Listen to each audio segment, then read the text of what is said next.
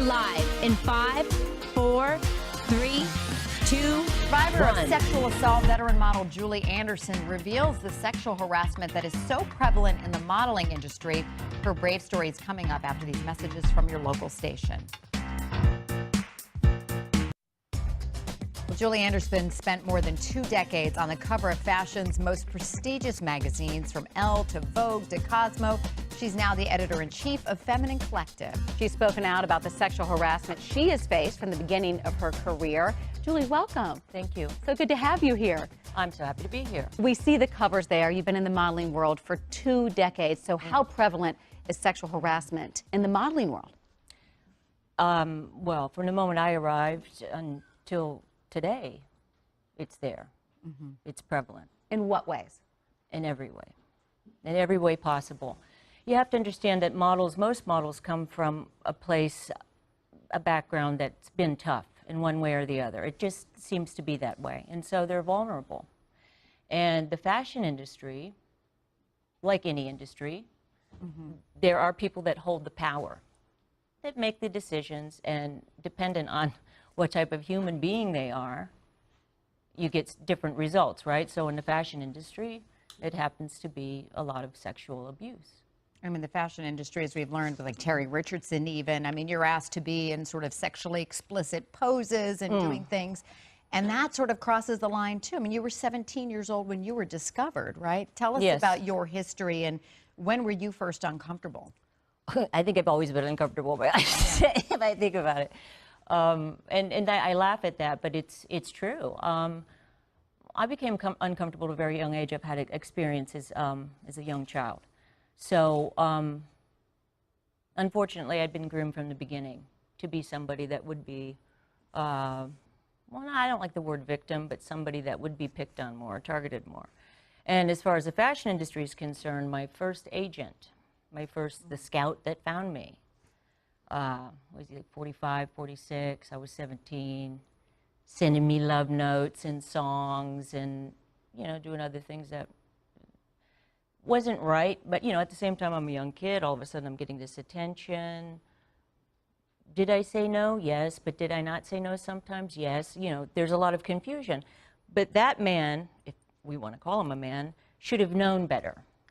Absolutely. You know, so that was my first case in the fashion industry, my first introduction. And then from there, I mean, kind of like Sodom and Gomorrah, you know, the biblical tale? Yeah. That's what it's like. Did you discuss it with other models? Is it sort of talked about within the industry? What do you guys say to each other? Oh my God, the stories, they're just endless. And one's, you know, worse, you know, they just top each other, hands down. It's what my friends have endured, and others that I don't know that are still working diligently in the industry, what they endure on a daily basis is unconscionable. Like what kind of stuff? Being held hostage, it being known that a job needed to take place in another country, and so therefore the model had to take a plane to get on. She was held hostage by an agent, by a photographer, whatever the group was, and you know, they were plying her with things, trying to get her to do more things.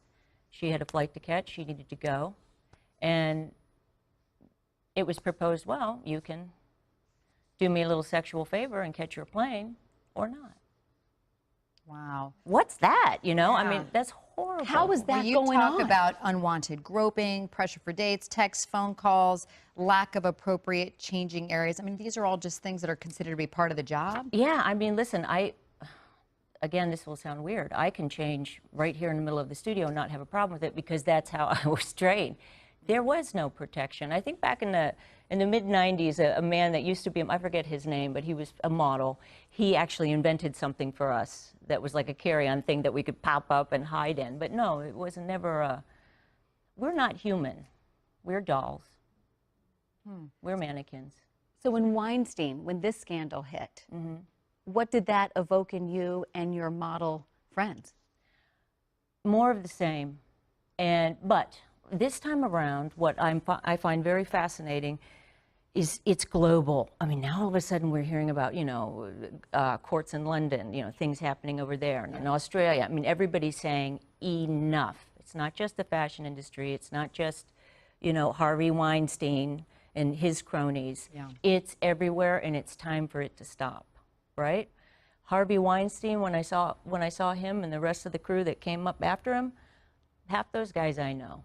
I knew them when they were starting out. I know how they make their moves, and it's like, I'm surprised they got away with it that long. Did Harvey Weinstein ever make moves on you? No. No. He was lucky he didn't try.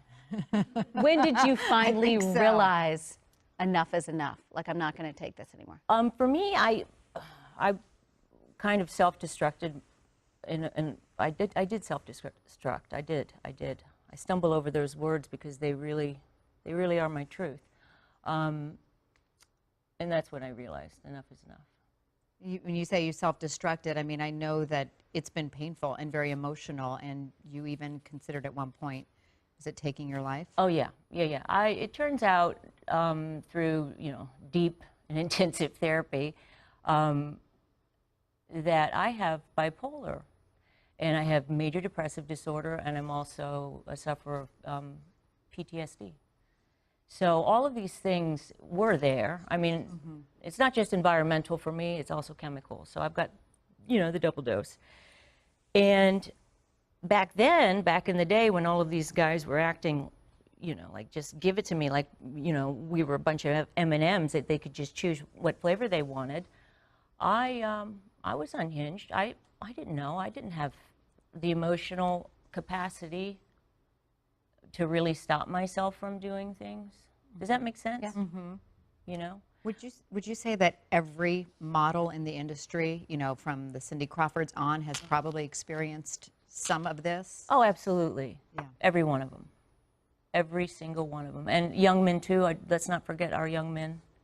Yeah, everyone. So how's it going to change? This is so disheartening to hear. Well, back when the Terry Richardson, I don't know if you guys remember, there was some bleeps about him. What was it, a couple years ago? Remember? Well, finally, Condé Nast has, Finally. I mean, taken, how many decades later? Condé Nast. It's been known for decades. The only way to stop behavior is for us to stop buying the behavior. Okay? So we know that Condé Nast has now gotten rid of that stain that was on their name, finally. But all those years before that they knew about it, we were buying their magazines. We were telling them it was okay.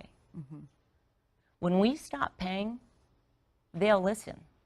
That's how you end any problem that has to do with people that are like, mogul nuts. But on the inside, I think we got to get rid of all these people that have continued to lead this behavior around models. The people on the inside. Oh, yeah. It shouldn't be acceptable. It shouldn't be, oh, that's cool. It shouldn't be looked at as normal. And that's what it was. It was like, okay, you and I, if we were having dinner together, we'd be having dinner together. When you're a model and you get invited to dinner, you don't know if you've been set up with some king of some country that, that the agent brought you. You don't know if the photographers worked something out with, you don't know. Yeah. And I think if you're so young, I think of these young models that we see all the time, and they seem like babies to me out there. Tell us about your initiative, the Feminine Collective, because you were all about taking power back for women. Well, like I mentioned to you before, I self-destructed, and I tried to take my life in Australia in 2008, and that totally changed my perspective. I ended up meeting real people for the first time in my life, people that were very honest with their feelings and life struggles and the way they thought, and having terrible relationships and working on being a better person. And I ended up laughing more than I'd ever laughed in my life, because with truth there's tragedy, and tragedy also has humor. It depends on how you look at it, right?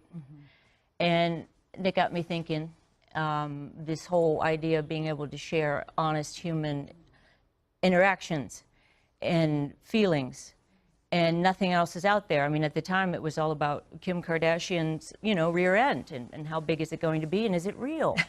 And I thought, God, if I'm struggling with my self-esteem, my self-worth, feeling like nothing, what about the young girl that lives wherever that all she sees is that?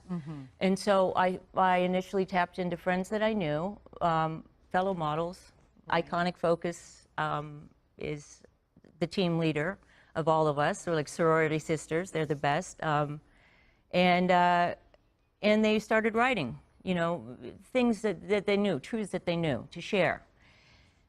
And what's become of this initial little germ is a website that's read around the world for women that are in hiding. I published a poet that's in hiding in Pakistan. Wow. Yeah. Well, Julie, it is powerful. I encourage everybody to check out the Oh, Feminine please do. Collective. Thank you you. so much for sharing your brave journey. Yes, thanks for coming on So today. Thank you.